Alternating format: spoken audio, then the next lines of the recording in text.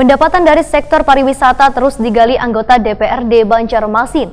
Lantaran Banjarmasin wayahini terus mengembangkan destinasi wisata. Pihaknya pun terus berupaya menggali potensi yang ada di masyarakat agar peluang usaha bisa terangkat yang akhirnya mampu meningkatkan PAD. Pendapatan dari sektor pariwisata terus digali anggota DPRD Banjarmasin. Lantaran Banjarmasin wayahini terus mengembangkan destinasi wisata. Sedangkan destinasi yang sudah mulai nampak menggeliat adalah wisata susur sungai Wan Pasar Terapung di bantaran Sungai Martapura di Siring Pertendean Banjarmasin Tengah. Untuk meningkatkan PAD di Banjarmasin inilah, maka Komisi 2 DPRD Banjarmasin melakukan studi banding ke Suku Dinas Pariwisata wan Kebudayaan Jakarta Pusat, Baisukan Selasa 15 Oktober 2019.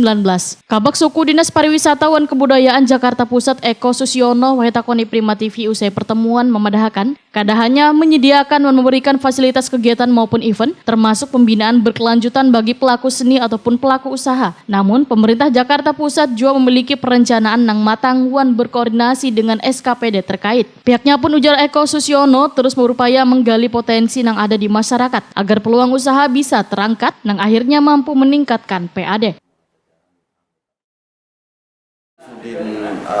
Pariwisata budayaan kami punya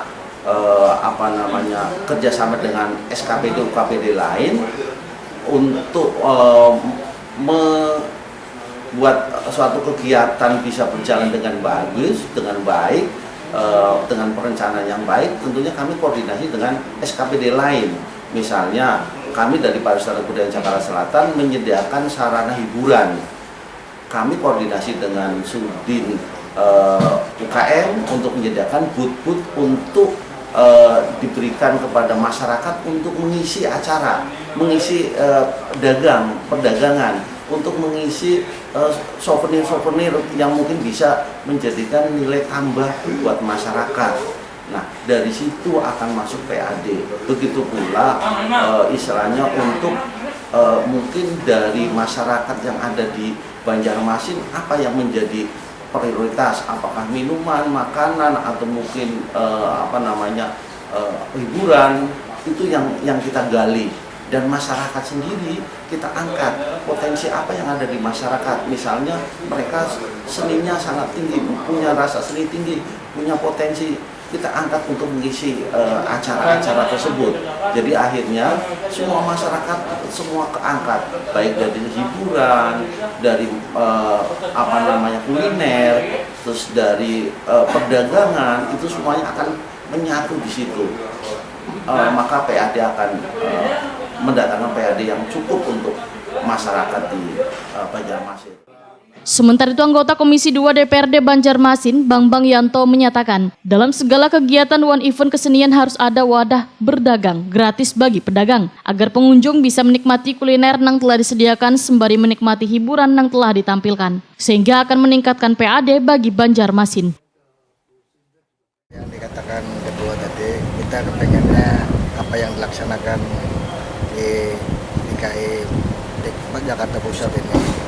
Pengennya setiap kali ada event-event itu mengadakan tempat-tempat gratis lah bagi pedagang maupun sehingga menimbulkan minat mereka untuk berjualan, juga menimbulkan masyarakat untuk berwisata. Anggota Komisi 2 DPRD Banjarmasin Nur Latifah menyatakan sangat mengapresiasi pembinaan bagi ribuan pelaku seni tersebut. Nur Latifah berharap pemerintah kota Banjarmasin bisa mengambil contoh terkait pembinaan pelaku seni secara berkelanjutan ini. Pariwisata dan kebudayaan di Jakarta Pusat ini mereka membina para seni, kemudian juga seniman-seniman, baik itu yang di bawah binaan, baik itu yang di jalanan. Ini mendapatkan pembinaan dari Suku Dinas Pariwisata dan Kebudayaan Jakarta Pusat ini. Kemudian juga mereka memfasilitasi beberapa event yang biasa dilaksanakan di beberapa titik di wilayah di Jakarta. Nah, di situ juga dapat menghidupkan para